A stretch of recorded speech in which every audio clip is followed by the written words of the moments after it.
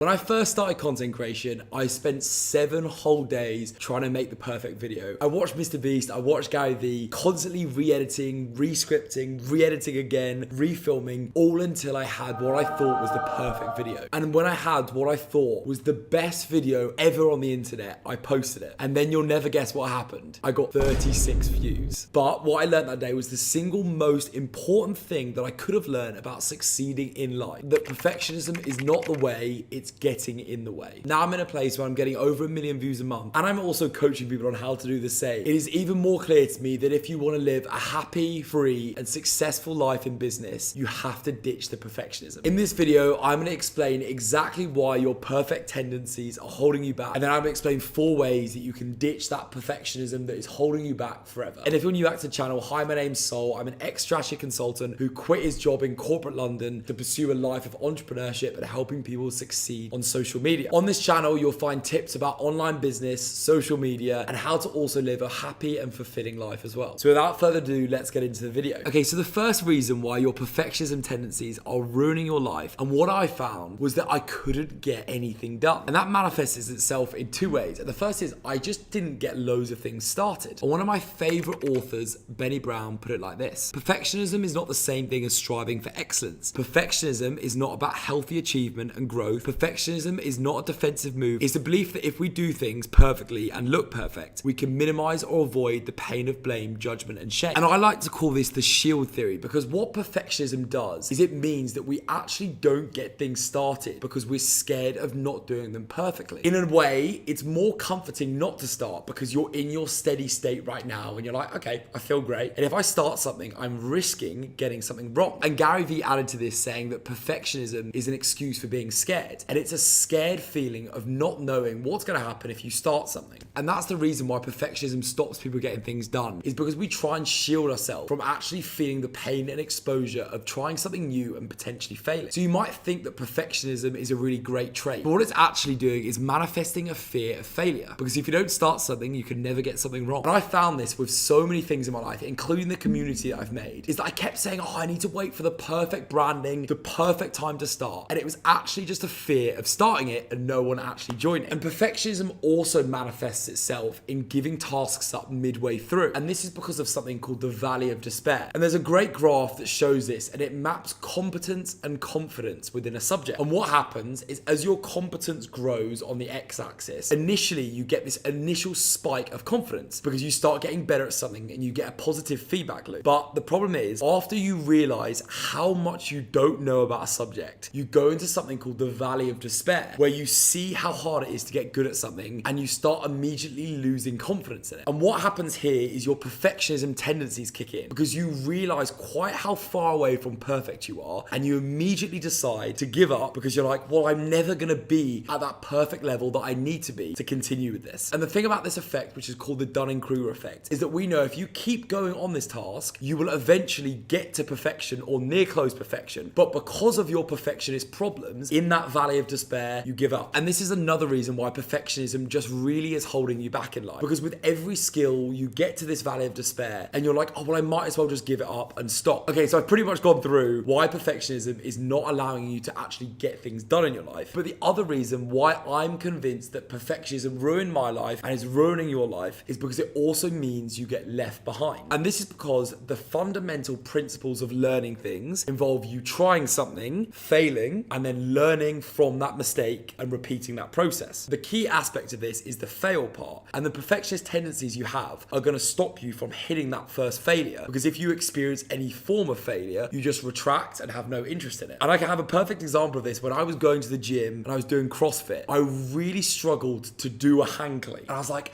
oh, I really hate this and I want to be like all these people who are unbelievable at it. But because I'm not willing to fail at the start and get it wrong to start off with, I'm not willing to go through the learning processes to improve. So this video has made me realize that I definitely need to get back to doing CrossFit and doing those hang cleans. But the same can be applied also to content creation and loads of other skills in life. The perfectionist pattern of not wanting to fail means that you don't learn, but it also reinforces a negative pattern of comfort. I'm sure you've heard that good habits compound, but so do bad habits. And if you're constantly saying no to doing new things and not looking to fail and learn, then that is just going to compound and compound over time, and you get stuck in your ways. I'm sure you know those sort of people who are always saying no to new things and who are always saying yes to new things. Those people are always saying no. They are compounding the habit of enjoying comfort and not accepting that they're going to have to fail at something to start off with to then learn and grow. And it also reduces any sort of feedback mechanism, because if you're not willing to do something badly, no one is able to tell you where you could improve. If you want to do something perfect every single time, you're going to stick to just the things you can do, and within 5 years time you're going to look around and you're going to realize everyone has progressed because they're used to learning and developing and failing, whereas you've just stuck doing the same thing over and over again. And I know this sounds kind of negative, and I don't want to start saying you're going to get behind, because I'm now going to explain exactly what you can do to make sure you don't get left behind, you ditch those perfect tendencies, and we can live the happiest and most fulfilling life possible. So there are 4 ways that you can get over perfectionism and live a more free life. And the first way is stop comparing yourself to people who are miles above you in what you're looking at. So if you don't mind, I'm going to explain exactly what I did when I first started content creation and why this enforced my perfectionism. Is I looked at people like your Gary V's, people like your Mr. Beast, and thought if my video wasn't at the same quality as their video, then I wasn't going to post it. In other words, I was looking at the fully polished package that had editors, it had strategists, it had professional cameras, and I was comparing me filming on my iPhone and scripting when I had no idea what I was doing to that. So what I'm trying to say is if you compare yourself to the people who are absolutely killing it in the top of their field, then you're never going to get anywhere. It's like being in year 5 at maths and saying if I can't get an A star in A level, then I'm not going to start in the first place. So to get rid of those tendencies, try to not compare to people far in front of you. In fact, it's probably better to not compare to anyone at all. But if you are going to look and benchmark yourself, just look at people a few steps in front of you and compare what are they doing and what can I improve? Because that's really where you're going to learn, and also what's going to remove that barrier to entry to get you started. So the second way that I found to get over perfectionism, and this might sound a bit weird, is just to stop taking your life so seriously. And I don't mean to just chuck unsolicited advice at you, but I realized when I was sitting in my room thinking about the perfect video, I was just thinking about how important this is and how it needs to be the absolute best video possible. And I realized I was just taking myself too seriously. I wasn't accepting that some things I do are bad, some things I do are good, and life is just too short to really care. And this c'est la vie attitude is a really great way to just think, okay, it might be crap, but what's the actual issue with it being crap? What is the actual problem? So actually working out in yourself, is it that deep if it's bad? Like, who really cares? And thinking life is too short to really care about what other people think is a really great way to get over that perfectionist tendency. It's a slightly rogue one, this one, and it's not necessarily the most actionable thing, but a mental filter of not caring about what other people think is a great filter to have in life in general, and will also get rid of that perfectionist tendency. The third way to scrap the perfection forever, and a much more tangible goal, is to set yourself input targets, not output targets. So with perfectionism, what you're looking at is perfectionist tendencies with the output. You're looking at the most beautiful video, or you're looking at getting the absolute A star, or you're looking at getting the best mark, or you're looking at making X amount of money. The problem with that is they're all output related goals, and a lot of them you can't actually control, or you don't have the skills to judge them. What I found is so much better is being perfectionist, but being perfectionist about what your input goals are. And what I mean by input goals are things you can control. So for example, when I think about strategy of creating videos, I don't think about my perfectionism in terms of the amount of views that I get. I think about my perfectionism as, have I posted once a day? Because I know I can control posting once a day, and that is going to get me to the end goal that I want to. But I don't think about that goal, I think about what I need to do to get there. And if you're perfectionist about that are things in your control, it makes it much easier, because you don't get into the cycle of fearing failure, because the failure is only within your control. If you measure success in this way and not within the output way, then it's a much easier way to remove that barrier to getting started. Okay, and the last way to get rid of my perfection tendencies is to get rid of your fear of failure. Okay, and how might you do this, you're probably asking? Well, I'm going to CBT, a therapy technique which does something called exposure therapy. And what exposure therapy says is that by exposing yourself to little aspects of something, you overcome the overall fear of it. To get rid of your perfectionism, one thing that I would massively recommend is just to accept and open yourself up to little bits of rejection throughout the day. I ran a series where I did something called rejection therapy, where I went around doing small things like asking for discounts or like asking people for random things, just to get used to that feeling of failing. We want to strive for bravery, not perfectionism. And striving for bravery is a learned skill that you can get from accepting that failure is going to happen and constantly exposing yourself to examples where where you can have that happen to you. Examples: when you look at that girl and don't ask for your number, or you don't ask to return something in the restaurant when it's not up to your standards, are the mini examples of fear of failure coming out, and they manifest themselves in the bigger things where you don't want to do things that you're going to get wrong. So changing those behaviors and those habits on a micro level by exposing yourself to rejection can really cure those macro behaviors, like not saying yes to things that you want to.